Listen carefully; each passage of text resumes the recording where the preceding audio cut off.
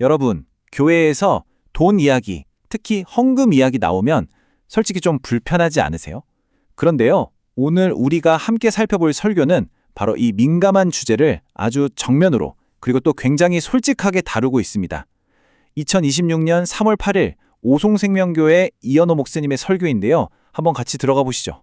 아니, 근데 진짜 궁금한 게 이거예요.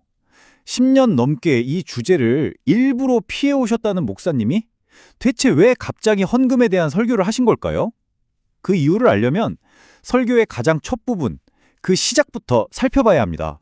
설교를 시작하자마자 목사님이 정말 깜짝 놀랄 만큼 솔직한 고백을 하세요. 뭐냐면 사실 지난 10년 동안은 헌금 설교 거의 안 했습니다. 왜냐? 헌금을 너무 강요하는 일부 교의들 때문에 본인 스스로도 이 주제가 부담스러워서 피해왔다는 거죠. 와, 저는 이 고백에서부터 이 설교가 진짜 찐이구나 하는 생각이 들더라고요. 자, 그럼 이 민감한 주제를 대체 어떻게 풀어가실까요? 설교는 크게 5부분으로 구성되어 있는데요. 이 순서대로 따라가다 보면 어느새 돈에 대한 우리의 생각이 확 바뀌어 있을지도 모릅니다. 한번 가볼까요? 자, 첫 번째 파트인데요. 이게 되게 재밌어요. 보통 헌금 설교하면 어떻게 헌금을 더 잘 낼 것인가를 얘기할 것 같잖아요? 근데 전혀 아닙니다. 오히려 정반대예요. 돈을 내는 법이 아니라 돈의 지배에서 벗어나는 법. 바로 자족의 비밀에 대해서 먼저 이야기합니다. 출발점부터가 남다르죠. 목사님의 진단은 아주 명쾌해요. 진짜 문제는 우리가 돈이 많냐 적냐가 아니라는 겁니다. 핵심은 과연 내가 돈의 주인인가 아니면 돈이 나의 주인인가?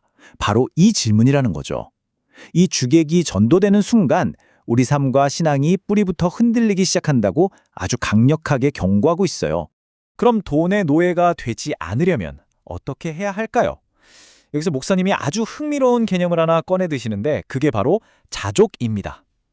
놀랍게도 이건 2000년 전 고대 그리스 철학에서도 중요하게 다뤘던 개념이에요. 아우타르케스라고 하죠. 외부 상황이 어떻든 간에 내면의 중심을 잃지 않는 상태, 바로 여기서부터 모든 해결이 시작된다는 겁니다. 그런데 여기서 아주 중요한 구분이 나옵니다. 자족이라고 해서 다 같은 자족이 아니라는 거예요. 한쪽에는 내 힘으로, 내 능력으로를 외치는 세상적인 자족이 있고요. 다른 한쪽에는 그분의 힘으로 라고 고백하는 사도 바울이 말한 자족이 있는 거죠. 딱 봐도 근원부터가 완전히 다르죠? 바로 이거예요. 설교가 말하는 핵심은 결국 이 관점의 전환입니다. 내가 할 수 있다가 아니라 내게 능력 주시는 분 안에서 내가 모든 것을 할 수 있다는 믿음으로 바뀌는 것. 이 믿음이 생길 때 비로소 우리는 지긋지긋한 돈 걱정, 돈의 압박에서 진짜 자유로워질 수 있다고 목사님은 힘주어 이야기합니다. 자, 좋아요. 이렇게 내면의 자유, 즉 자족을 얻었다고 칩시다. 그럼 그게 어떻게 헌금이라는 구체적인 행동으로 연결이 될까요? 이제 두 번째 단계로 넘어가 보죠. 바로 우리 마음이 어디를 향하고 있는가 하는 문제입니다. 목사님은 우리에게 너무나도 익숙한 이 말씀을 인용하면서 아주 날카로운 질문을 던집니다. 내 보물이 있는 곳에 내 마음도 있다. 여러분, 한번 생각해 보세요. 여러분의 돈은 지금 어디로 가장 많이 흘러가고 있나요? 바로 그 돈의 물줄기를 따라가 보면 내 마음이 진짜 보물로 여기는 게 뭔지 적나라하게 드러난다는 겁니다. 마치 보물 지도처럼요. 설교에서는 아주 현실적인 예시들을 들어요. 자녀 교육비, 노후자금, 아니면 내가 좋아하는 취미생활 같은 것들이요. 여기서 중요한 건 이게 맞다 틀리다, 좋다 나쁘다를 따지는 게 아니라는 거예요. 그저 팩트를 보자는 거죠. 우리가 정말 소중하다고 생각하는 곳에 우리의 돈과 시간, 에너지가 쏠리게 되어 있다는 아주 자연스러운 원리를 보여주는 겁니다. 자, 바로 이 지점에서 헌금의 의미가 완전히 달라집니다. 더 이상 하기 싫은 숙제나 의무가 아니에요. 내가 하나님과 그분의 일을 얼마나 사랑하는지 그 마음이 자연스럽게 흘러나오는 증거가 되는 거죠. 사도 바울이 빌립보 교인들의 헌금을 받고 기뻐했던 것도 사실 돈 때문이 아니었잖아요. 그 안에 담긴 그들의 사랑, 그 마음을 받기 때문이었죠. 좋아요. 그럼 이렇게 진심으로 나눴을 때 과연 어떤 일이 벌어질까요? 어떤 보상이 있을까요?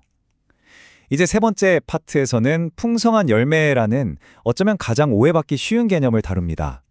소위 말하는 기복신앙의 문제를 아주 정면으로 파고들어요. 설교는 이 두 가지를 아주 명확하게 갈라놓습니다.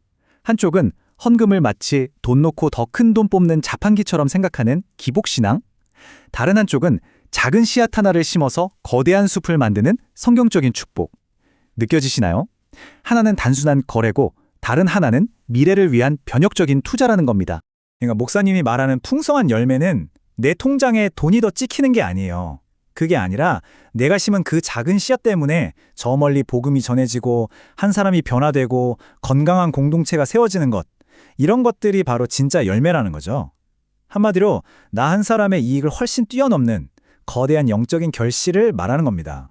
자, 그렇다면 이 위대한 영적 투자의 흐름 속에서 나라는 개인은 과연 어떤 역할을 하게 될까요? 드디어 마지막 설교의 클라이맥스입니다. 바로 우리 자신이 하나님의 선한 통로가 된다는 개념입니다. 여기서 목사님이 정말 기가 막힌 비유를 드는데요. 우리를 통로에 비유하는 거예요. 한번 상상해 보세요. 하나님께서 우리에게 축복을 부어주십니다. 이때 우리는 두 가지 선택을 할 수 있어요. 하나는 그걸 나한테만 가둬두는 저수지가 되는 것. 다른 하나는 그걸 필요한 곳으로 흘려보내는 통로가 되는 거죠. 설교의 메시지는 명확합니다. 물은 흘려보내야 새로운 물로 채워지는 법이고 고이면 썩기 마련이라는 거죠. 정말 강력한 비유 아닌가요? 그리고 이 통로의 원리가 그냥 그럴듯한 이론이 아니라는 걸 목사님은 본인 교회의 이야기로 직접 증명해 보이십니다. 정말 빚더미에서 아무것도 없이 시작했는데 오히려 더 어려운 이들을 위해 나누기 시작했더니 하나님께서 그 통로를 더 넓고 크게 만들어 주셔서 지금은 상상도 못할 만큼 큰 축복을 흘려보내는 교회가 되었다는 생생한 간증이죠. 정말 대단하죠? 그래서 결국 이 설교는 우리 모두에게 하나의 근본적인 질문을 던지는 셈입니다. 당신은 어떤 삶을 살고 싶습니까? 모든 것을 나만을 위해 쌓아두는 저수지의 삶을 살겠습니까? 아니면 나를 통해 더 큰 세상으로 축복을 흘려보내는 통로의 삶을 살겠습니까? 선택은 우리의 몫이죠. 설교는 처음과 같이 마지막도 역시 하나의 질문으로 끝을 맺습니다. 그리고 그 질문은 이제 우리 각자의 마음속에 남게 되죠.